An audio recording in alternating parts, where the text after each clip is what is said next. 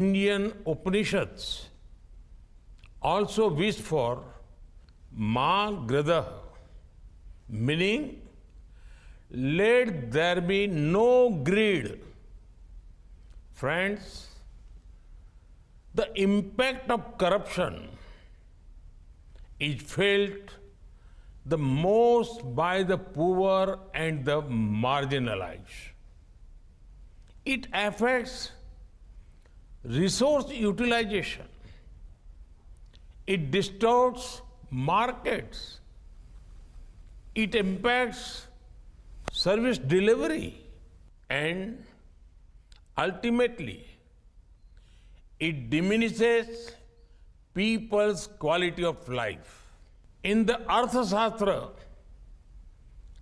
Kautilya asserts that government's duty is to enhance the state's resources to maximize the welfare of its people.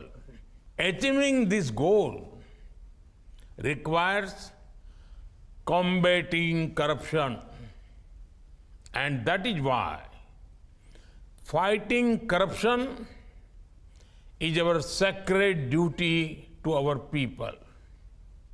Friends, India has a strict policy of zero tolerance against corruption.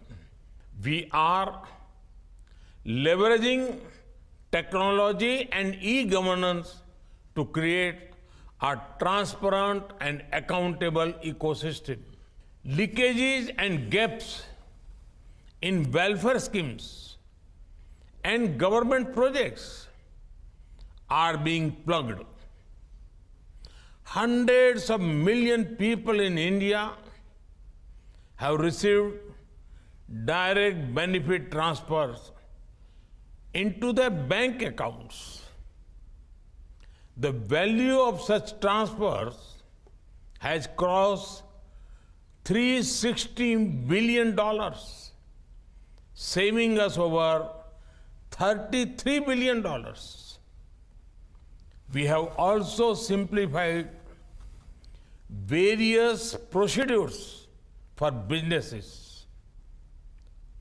Automation and digitization of government services have eliminated rent-seeking opportunities.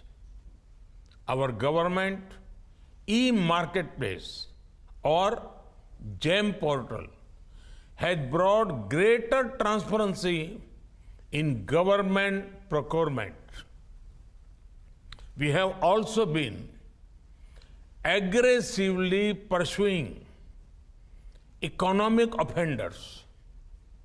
We enacted the Economic Offenders Act in 2018. Since then, we have recovered assets worth over $1.8 billion from economic offenders and fugitives. Under the Prevention of Money Laundering Act, our government has attached assets worth more than $10 billion in 2014. Excellencies, the issue of fugitive economic offenders is a challenge for all G20 countries and for the global South. At my very first G20 summit in 2014, I had spoken on this very issue. At the G20 summit in 2018, I presented a 9-point agenda for action against fugitive economic offenders and for asset recovery. And I'm pleased to note that decisive steps are being taken by your group. We welcome the action-oriented, high-level principles on 3 priority areas: law enforcement cooperation through information sharing, strengthening asset recovery mechanism, and enhancing integrity and effectiveness of anti-corruption authorities.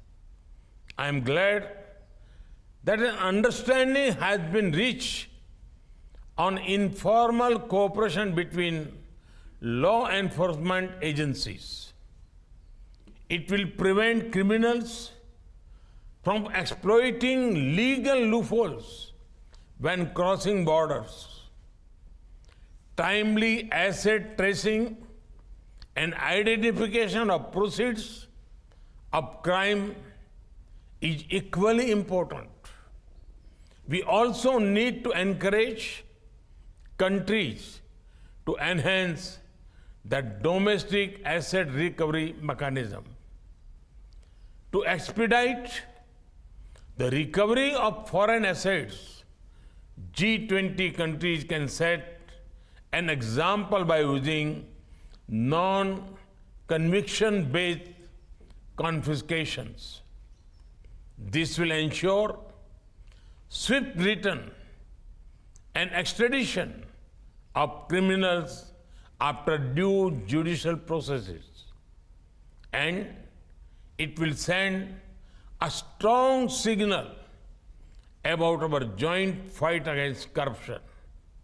Excellencies, as G20, our collective efforts can significantly support the fight against corruption. We can make a difference through enhanced international cooperation and implementation of robust measures that addresses the root cause of corruption. We also need to give due regard to the role of audit institution in our fight against corruption.